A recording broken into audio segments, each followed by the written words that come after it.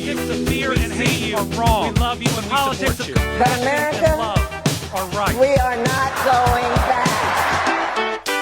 Hey, welcome everybody to a super impactful episode. I am joined with, I think, one of the most prominent business leaders in the city of Birmingham, Mr. Larry Thornton. Larry, how are you doing? I'm doing great. I love that great intro. Awesome. Well, I know you're like a super busy man, right? And so we've been trying to get you in the studio for a while now, and I'm just so glad that we were able to make it happen. Great. Good to be here.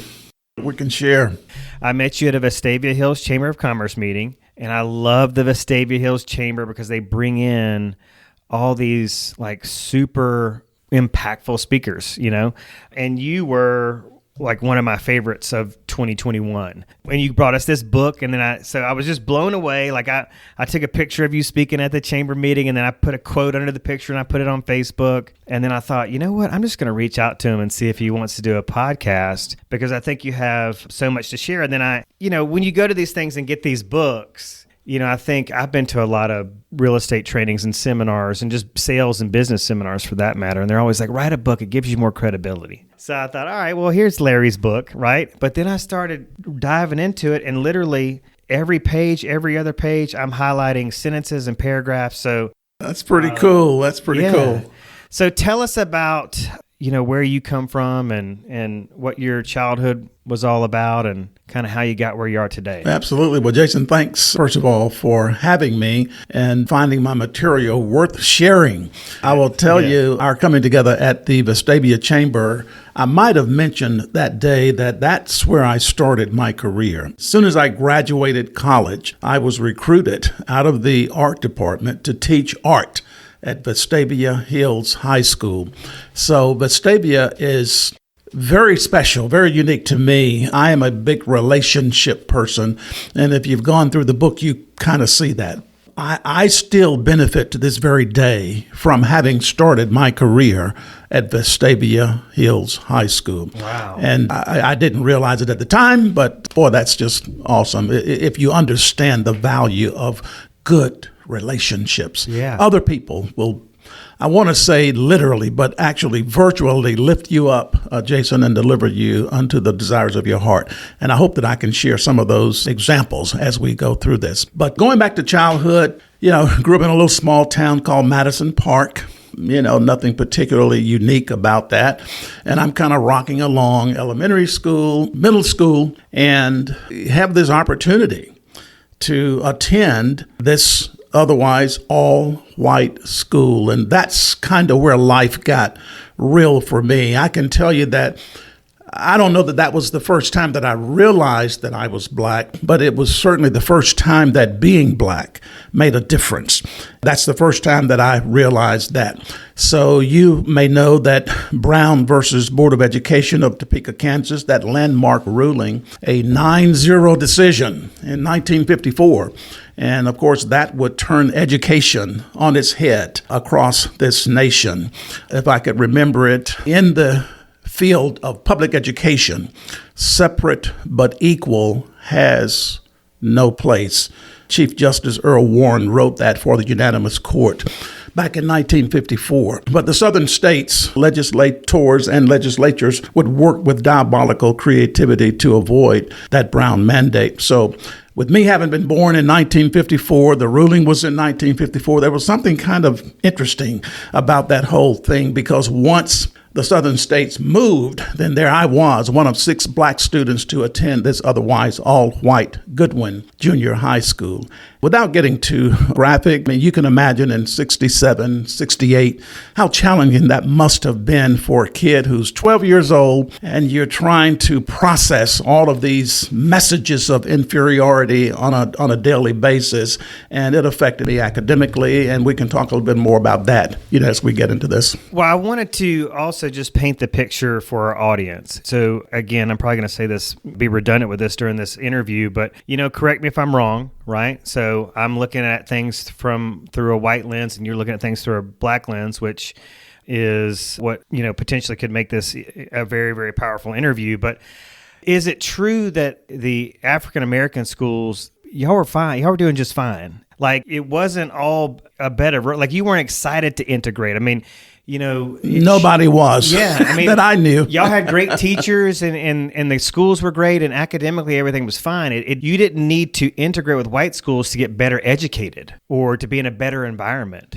Well, there were those who were forward thinking who thought that, yes, having access to better books. I can tell you, I remember the used books that we had. The black schools just didn't get the best that was out there. That's just a fact. I mean, we still deal with that today.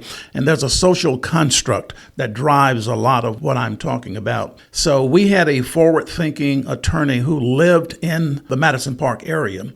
So there was no mandate. The state of Alabama created a little term called freedom of choice, which gave black students an opportunity to attend otherwise all white schools. And this attorney was very avid about the belief that inside of those doors was the opportunity for getting a better education. And his daughter, myself, and 4 other students were the first 6 blacks to integrate this school at Goodwin. But I will tell you that rather than getting an education, math and science and history and civics and that kind of thing, I was kind of getting schooled in my inferiority, who I wasn't. I was less than, and I will tell you that I bought into it. I bought into it hook, line, and sinker. One very memorable day for me during that school year was later in the school year when Dr. King was killed. And I remember, Jason, the somber, sad, unfortunate feeling and the atmosphere in my community and in my house, my mom crying and my dad was noticeably different. It was a significant loss. And then to come to school the next day, and as we exited the school bus, to experience this joyful, jubilant, celebratory atmosphere was difficult for me to calibrate. Mm-hmm. I just couldn't put the two together. What was that? What is that? That memory tends to stay with me and haunt me a little bit today. The Dr. King of that day versus how well he's received today. In fact, probably the last pieces, maybe we'll talk a little bit about my art, but probably the last 4 to 5 pieces have been requested by white friends or speakers. That would never have been 30 years ago. That would never have been 40, 50 years ago. Right. And I just kind of watched the evolution of the meaning of this great mind that stood for civil and human rights. And to this day, I think I have an image of him in my book, and that is my favorite because I know what that meant. That kind of a pivotal moment of losing him during that school year and the impact that it had on me kind of going forward. Yeah, I mean, what was going through my head as you were talking was, I was attending the University of South Alabama in Mobile when 9/11 happened, and we had episodes. There's a pretty significant Muslim population in Mobile, and so there was some celebratory things that were happening with some of the Muslims there. Of course, not all, but that incited some anger among, patriotic Americans. And so, in your instance, we're all Americans, we're all human beings, and one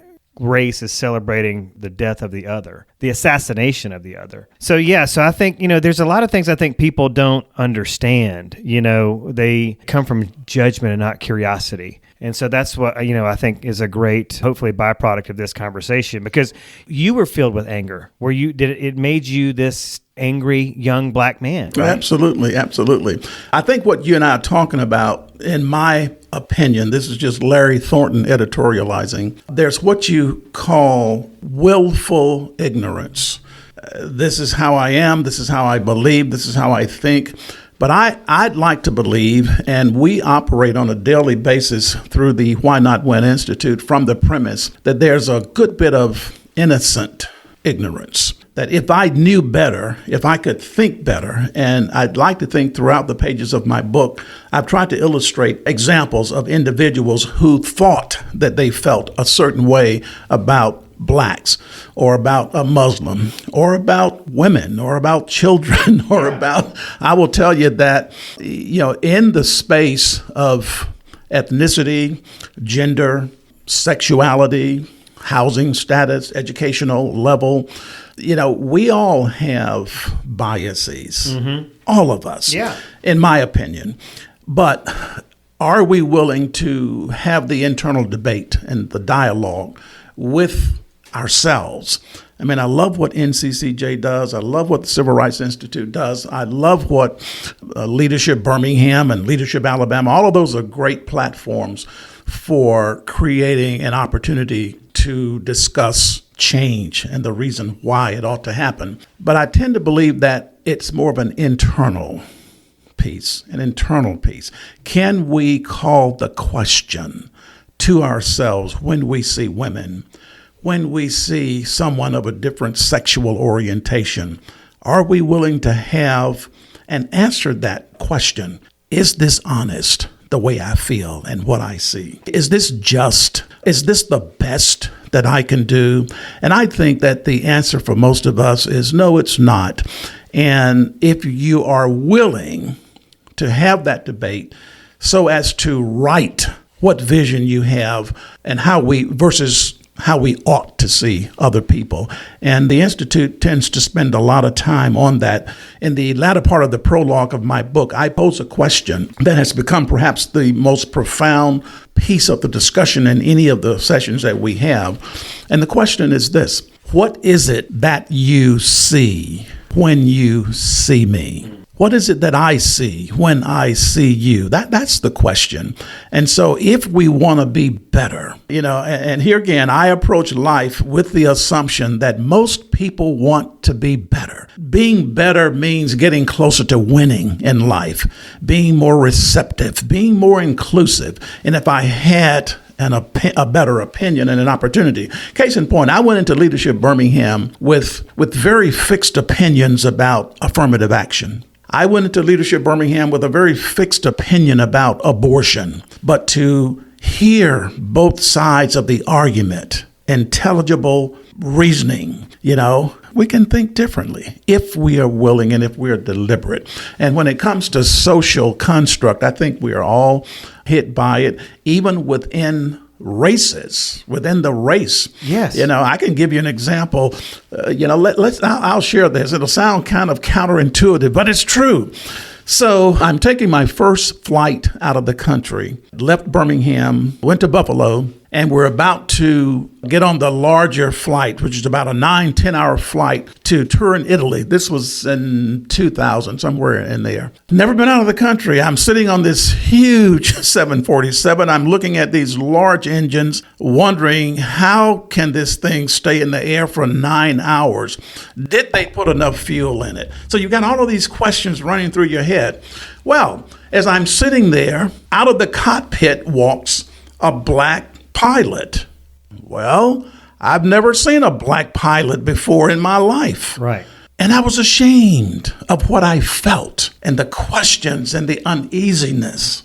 See, social construct. Had I watched it on a television program so that it wasn't so foreign, and I can't tell you how embarrassed, but I'm being honest here. Yeah. It hurt me how I felt. Can this guy get me? Now, had I been on the ground and I watched this black pilot go on and Jason was about to take his, I said, hey, go brother. That is awesome, Jason. But, hope everything goes. Isn't that so? But here's the unique thing. Yeah. This was a private jet flight, NBC chartered plane. Every seat on the plane was first class.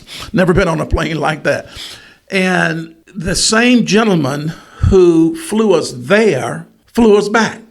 I made it my business. Why? Because I care. I made it my business to get into the cockpit.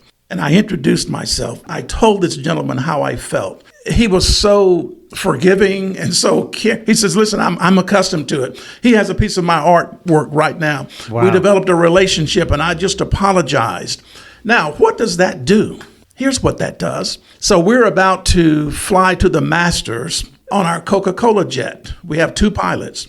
In the cockpit was a female pilot. I'd never seen a female pilot, but I had a completely different reaction because she wouldn't be in the cockpit if she couldn't fly the plane. Same as with the black chick. So I grew as a result of that. And I think most people want to grow because we can win more completely when we invite others in. So when we're more inclusive, it's good for us. It helps us to win. And throughout the book, you'll see some of those examples, I believe. Well, so it sounds to me like there's the social construct is like a trigger for you. Like when you're faced with things where you're questioning another race or another gender, or even people, like you said, within your own race and gender, that's a trigger to seek to understand or to seek to relate or to seek to find a common ground, coming from curiosity and not judgment.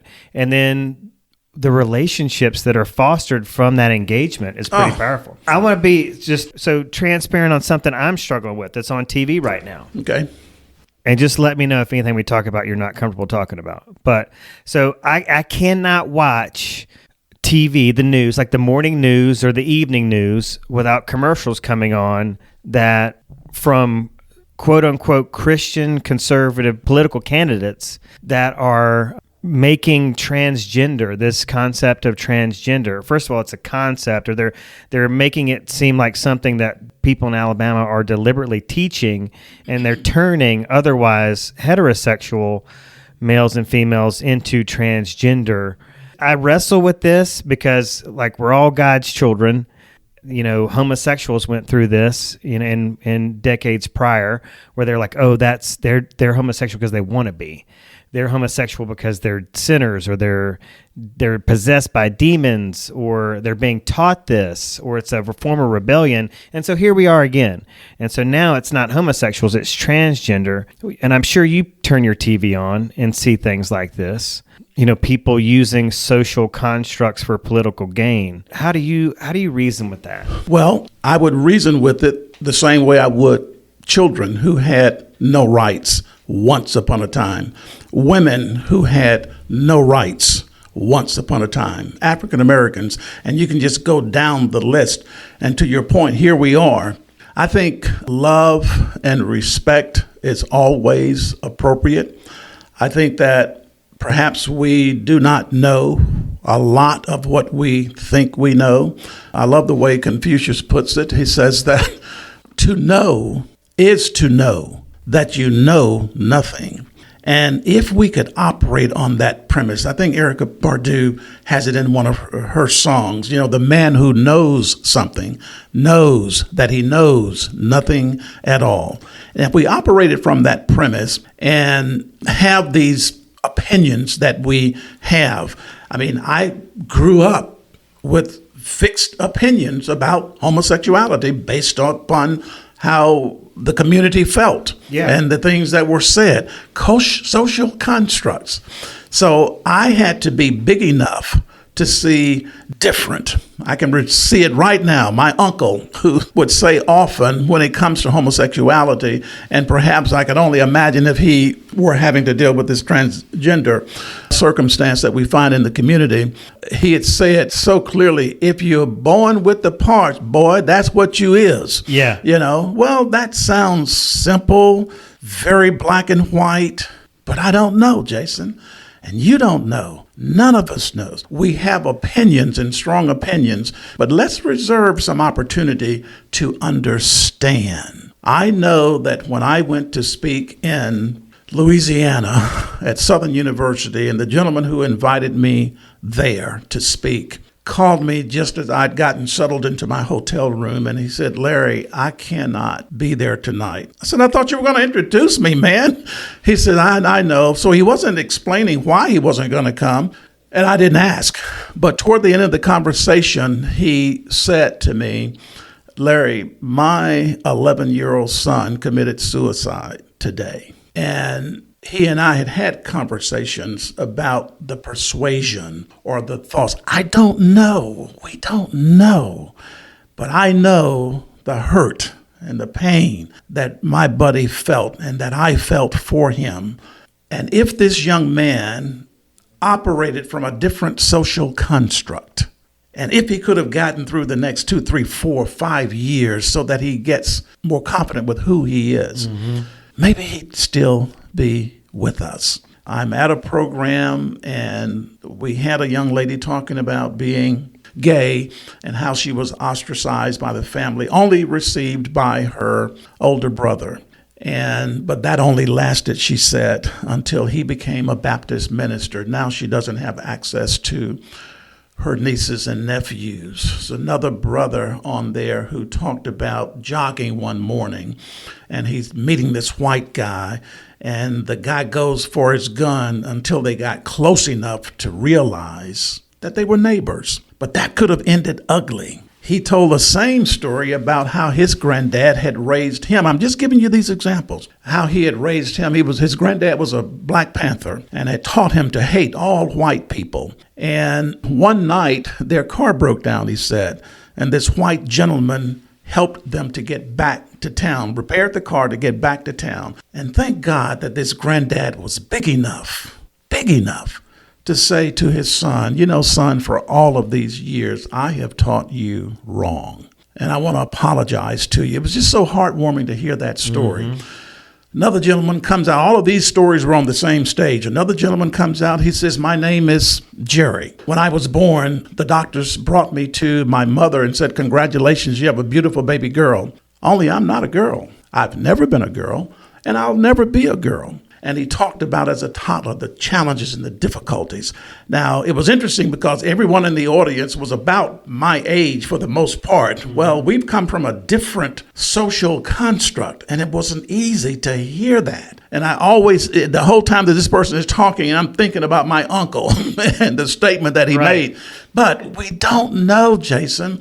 And he tried to commit suicide at 11, he said, but now he's transitioning. And, you know, we have in our restaurants maybe 3, and I try to have open conversations with these young men. One gentleman is 15, so I was very careful because of the age and all, but he's transitioning. He's already taken the hormones, developing. So it's just that we're in a different space, but let's kind of chill a little bit, open up, and understand. I think that's the whole message. That's what we drive through the book. That's what we drive through the Institute. Life just happens to not be as black and white as we would like to think or believe. And I don't know of any situation that could present itself that doesn't demand or deserve, I should say is a better word, our love, our respect, and our understanding. Hey, fellow Blue Dots, don't forget you can find all of our episodes on Apple Podcasts, Spotify, and YouTube. Please hit that subscribe button, and we would love a review. Okay, now back to the episode. Gosh, that's so powerful. Well, I want to talk about your transition from a young man who thought the world was working against him to a young man who realized that the world was working for him. I mean, you went from this angry, negative mindset to this super abundant, positive, intentional, purposeful mindset. How are you able to outlast that season of negativity and evolve into this season of positivity, which has brought you to where you are now? Well, imagine the strength of what you've just said. How were you able to survive that season? And I think about my buddy Ron's son, just surviving the season, and the kid who's now transitioning, very peaceful, happy, seems to be joyful, enjoying life.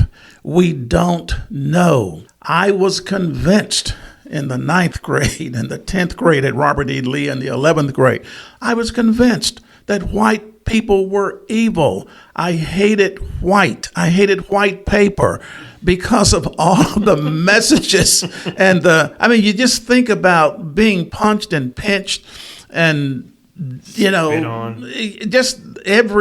was just unbelievable. I must be nothing. This many people can't. And so I'm wrestling with my mother's opinion of how she felt about me and how I, all day at school. So I'm thinking, why did she do this? Why am I here? I don't have to be. All of my homies are back at Booker T. Washington. Why are we doing this? Yeah. But it was my time to lean into a situation. If I had to go back to that 12-year-old Larry and talk to that individual, and if you can survive this, I love the way you put that.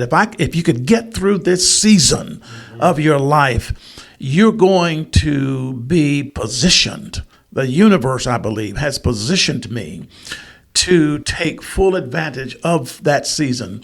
So understanding little things like from where we came, dogs were dogs. They were in the yard, and they came and they went. They ate what we didn't eat, never went to the vet and all of that, what you have today. So we get to the white schools, and dogs are not dogs. Dogs are family members. Yeah. And it's like, whoa, can you imagine that, man? We get back home and we talk about all this. If a white kid said, Mom and Dad had a fight last night, they typically meant argument. If I said that in our community, blood was drawn. Right. That's a fight. Another little nuance was, you'd hear kids say, well, you meet me at 3:30 and I'll kick your ass. And I said to my buddy Eddie, who was also one of the six, I said, wow, man, can you believe that? These guys plan their fights over here. And it was just like those nuances. Well, when I go to teach school at Vestavia High School, because I was able to survive that season, I understand when an animal has to be put down, what it means to that family. And since then, I've had a dog in the house, So you grow if we can get by the seasons.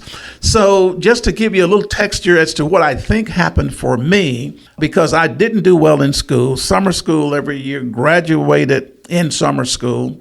I got lost in my art. Thank God for the gift of drawing. And I would draw my way. I would express myself on paper, Jason, to get through some of the turbulence. And what I was drawing wasn't pretty all the time. I got in trouble for what I was drawing, but I was getting that anger out of me and on paper. In the 11th grade, your entire purpose, I think I shared this story a little bit at the talk that you were a part of. In the 11th grade, your entire purpose was to so position your schedule to take senior English from anybody other than this lady named Miss Nichols. Yeah. I wasn't very smart, so I ended up with Miss Nichols for session room and for senior English. Oh my God, how can I survive? Miss Nichols was a World War II veteran. I need not say much more than that. Very rigid, firm, but she assigned a book to me called The Pilgrim's Progress. Clearly the only book I ever read in high school, and just fascinated with the characters who acted out the essence of their names. Miss Nichols placed a B+ on my desk. I was shocked and she was shocked because that wasn't happening for Larry Thornton. Mm-hmm. But I think it was enough to show her that there was something more to this kid, and I'm going to do something about it. What is it that you see when you see me? Third component to that whole scenario is, what is it that I see when I see me? Well, Jason, I didn't like very much at all what I saw, and what I had been convinced was the image of me. But Miss Nichols saw it differently. There's something to this kid. Well, it was very customary for me and my dad to go to what we would all refer to as the white folks' house. We cut and scrape and dig on Saturdays. Wax paper wrap sandwiches, paper cups of water out of the back door. It was just normal. That's just the way it was. And Ms. Nichols knew that we did that. So she invited me to her home to do some yard work. We did very little of any yard work, but that was not her purpose. When it was time for lunch, it was not the typical wax paper wrap sandwiches and paper cups of water in the back door. She invited me in through the front door of her home. It was the most amazing thing for me because it was so different. What is this? And she's talking to me, Jason. She's saying a lot of things that I needed to hear, but I was so busy listening to what she was doing that I heard very little of what she had to say. I'm taking this mental tour of my dad and I at the back door of these homes, going downtown with my mom and having to eat downstairs. My mom never explained why. But that's what I'm thinking as she's speaking to me. Well, Jason, here's something for you, which I know you already know, and for your listeners. Some of the most powerful, some of the most pointed, some of the most poignant messages that we will ever deliver or receive will occur without the employment of a single word. That's good to know. The messages that we're sending without words. I think it was St. Francis of Assisi who said, "Go forth and preach the gospel always, and when necessary, use words." Powerful, powerful statement. I do remember Ms. Nichols recapturing my listening attention when she said to me, Larry, I think you ought to go to college. Now, I can't believe of all the people who think that I'm college material would be Ms. Nichols. I mean, I'm failing senior English. I'm going to graduate in summer school. Why are you, to my mind, I'm saying, why are you saying that to me? But Ms. Nichols was not a frivolous person. She would never have said it if there wasn't merit to it. No one had ever used my name in college in the same sentence prior to that experience. And I left there laughing at her and kind of cutting up with my buddies. Guess what old Battle Axe said to me? Man, she thinks I ought to go to college. Can you believe that? But subconsciously, it's working on me. And on a different conversation, Ms. Nichols, what would I study in college? She said, well, you've helped me with my bulletin board all year. You can study art. Really? Study art. Social construct. Jason, all of the books that I had thumbed through, whether it was current or whether it had to do with the Baroque styles or the Renaissance periods, all of the artists, El Greco, Titian, Monet, none of those guys looked like me. And they did not look like a woman. Isn't that interesting? Now, one can choose to believe that there was no black talent in those days or no female talent in those days, or we can believe that here's social construct, again, sending a message so that a woman is not even thinking about art necessarily. I hoped that I could be an artist. I wished that I could. But if a black artist or a female artist had walked into one of my classrooms with his or her portfolio, I mean, imagine what that would do, which is exactly why every time I'm at an inner city school and I'm speaking, I take my portfolio and I'm displaying my art because it's a powerful point of connection. You don't have to wonder anymore. This is what you can do. And when I say that Condoleezza Rice has a piece of my art in her home, when I say that Oprah Winfrey owns a piece of my art, well, that's huge. That's valuable. Yes. And so having the art doesn't mean that you have to be an artist. I'm still producing art today, but I'm also a business owner. I'm also an entrepreneur. You see, we extend our horizon after we first realize who we are and how we are through our gifts. We all have gifts. We don't explore them as often perhaps as we should, but we have them and they're there. The book was written on the premise that there's so much more to all of us if we knew, and we don't know as much. And a lot of times we close ourselves out because, of how we think. When you change what you think, you change what you do, period. Yeah. I wonder if that shift wouldn't have happened if she hadn't had made that connection between, because art was your refuge. Absolutely. And for her, planting that seed in your mind, like, hey, your refuge, your passion can also be your pursuit in academics and life and just going, and you said, silently or quietly, you were always like, I would love to be able to do this as a career, sure. But I won't be able to, who would want to buy my art? I mean, this isn't realistic. And then when she made that connection, you were like, wow. She made the connection in the 9th grade, in the 10th grade, in the 11th grade. Jason, I always thought that I had something to offer deep down. I always thought that I could make a contribution.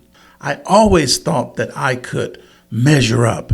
But the messaging was so strong and so powerful that simply because of hair texture and skin pigment, I couldn't do those things. And once I understood, once I realized, I went to a little junior college studying art, and I'm feeling good about myself.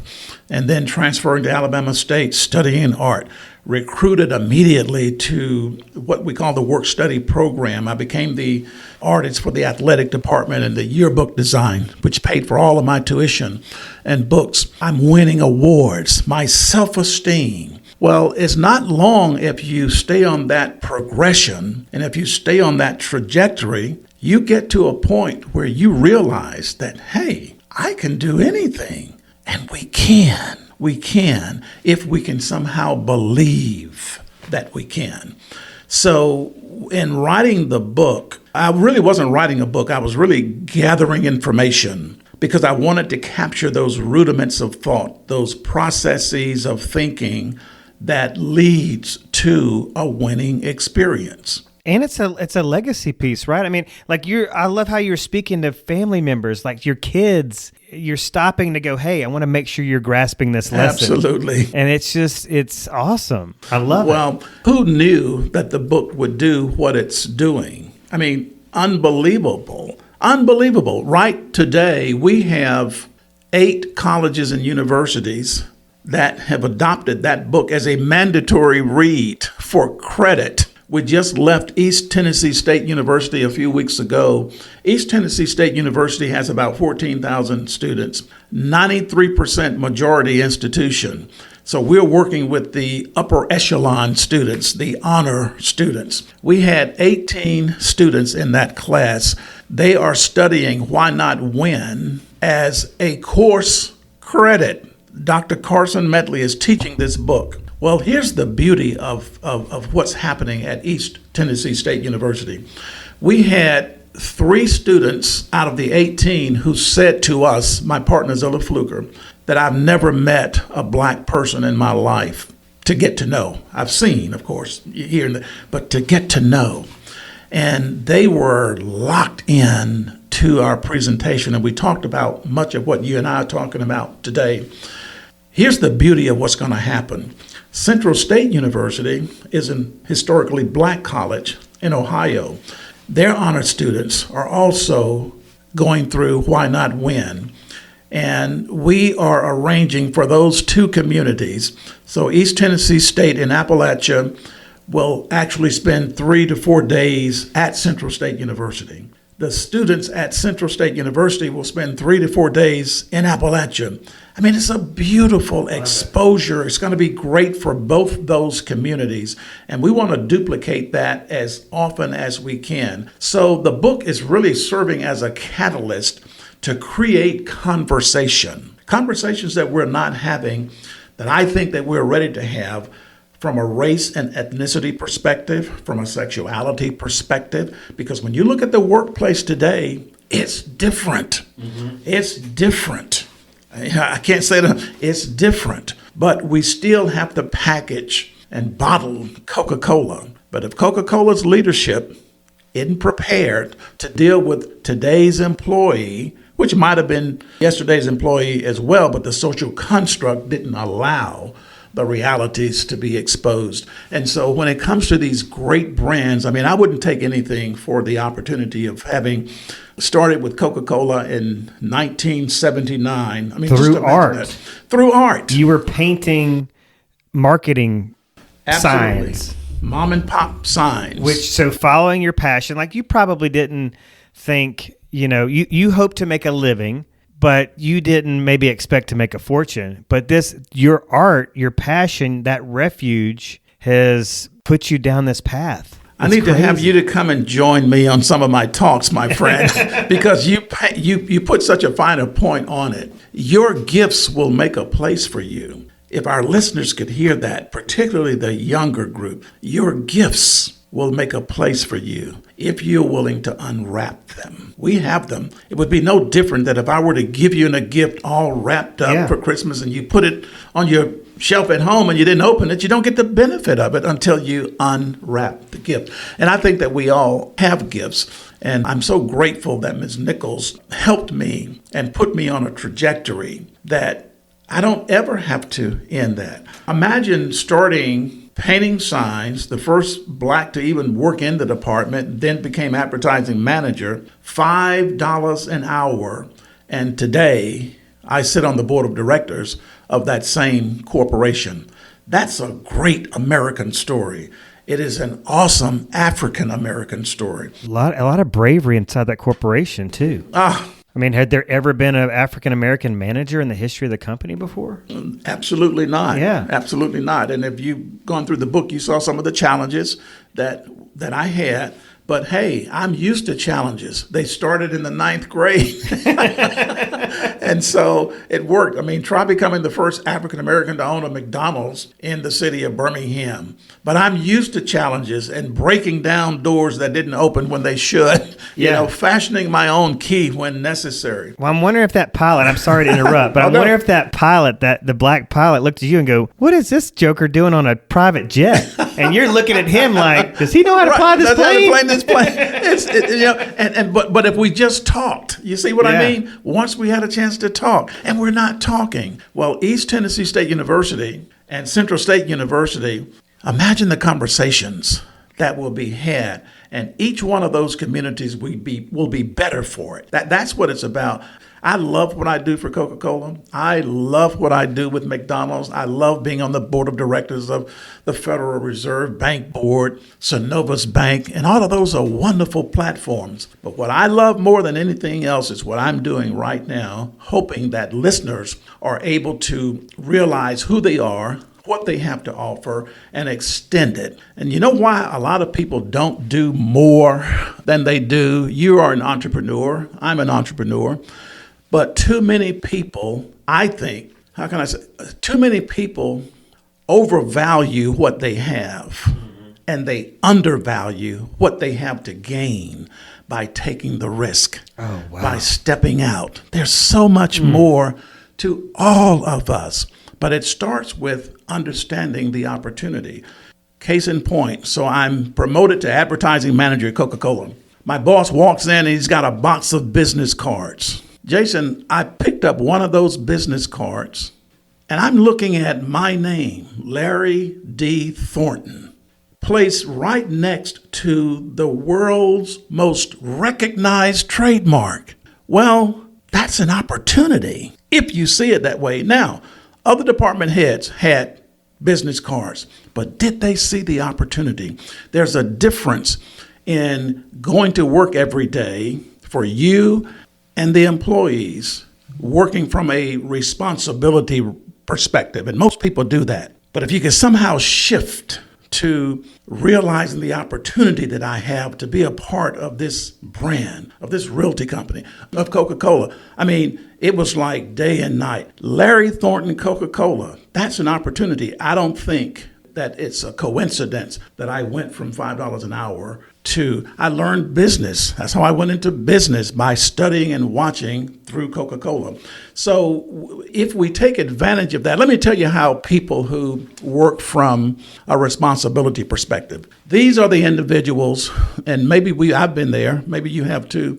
These are the individuals who look at the clock at 10 o'clock and they go, oh my God, it's only 10 o'clock. Right. I've got 6 more hours to go. Well, you can shift your thinking. You don't have to change jobs. Just understand that, what does it mean what can I do to be of service to somebody? How can I take care of the customer as best I can, right where I am? And you'll watch yourself shift to a 2 o'clock perspective. That's where you want to be. When you say, oh my God, it's 2 o'clock already. I hadn't done half the things that I wanted to get done today. That's when you know your life is filled with purpose, right where you are, and you'll start to see life move you. There's a poem in my book, I bargained with life for a penny, and life would pay no more.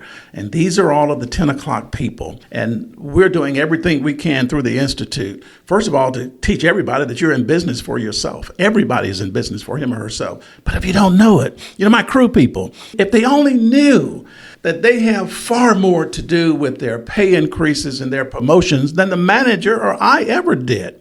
But what do? They work for me for 3 or 4 weeks, 3 or 4 months, leave mad at the manager or mad at me, and never stop to think, how many times did I smile and thank the customer? How many times did I hold the door for a person who was on a cane? We missed that. How many times did I ask them for repeat business? How many times did I call in when I really could have come to work? How many times did my grandmother die? Most people only have 2. But, Jerry, you've told me this story 4 or 5 times now, and they never realize you're in control of that. And I just wish that more people understood that. Hey, fellow Blue Dots, we would love for you to connect with us on social media.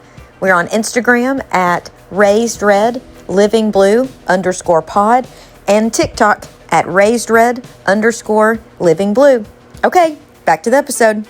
All right. So unfortunately, we've got like a minute left. I mean, there's so much we can get to about your pursuit of excellence because, not only were you a hard worker, but I believe you realized that your signature was on everything you did. And so you wanted to do things to the best of your ability. And there was a lot of folks that you recognized, a lot of folks that were just doing things kind of halfway. You also talk in the book about how like you recognize that your success was going to be heavily dependent on the success of others. So there's so much good stuff in this book. But I wanted you to close us out on the title, and you've touched on it a little bit. Why not win? What does this title mean? Yeah, well, it's a question, and I'll give you a sense of where it came from. I'm watching the NBA Finals and played in, at that time, mid-'80s, Celtics and the Lakers, and there was this kind of nondescript, non-identified, 3-line quote. The game has been scheduled, so we have to play. Why not win? And if you take those words and you kind of play with them a little bit and apply them to your life, you have been born, so you have to live. Why not win? I mean, what if we approached every day with that term? Those words sat with me, and I knew that they would reverberate with me and in my mind for the rest of my life, which led to this book that's now creating winning opportunities for other people. There's a graphic novel version of this book coming out now. It's being written by eminent scholar Dr. Dave Ketchen from Auburn. He's written several graphic novels. A gentleman read the book, said the book needs to be in graphic novel, sent a $20,000 check so that it could sponsor that. I mean, these serendipitous occurrences are not just serendipity. Coming from a person who, if there was a category in our yearbook that identified the most unlikely to succeed at anything, that would have been my picture. But the message is that we should not allow, Jason, our missteps to define us. And every day, there are people, you're frequenting them and I am frequenting them, who are held hostage by something that happened 6 months ago, 6 years ago. And we can't get past. My prayer is, oh God, help me to get over what I can't seem to get past. And once we can do that, I mean, the world is ours. Forgive yourself. Forgive people. That's trivial, is narrow thinking, so that you get all of that stuff out of your way so that you can be all that you can be. Not for you, not just for your family, but we believe that we're blessing so many people on a daily basis in what we do every day. And I just thank God for this awesome opportunity to have the book, to have the Institute, to do what I was called to do.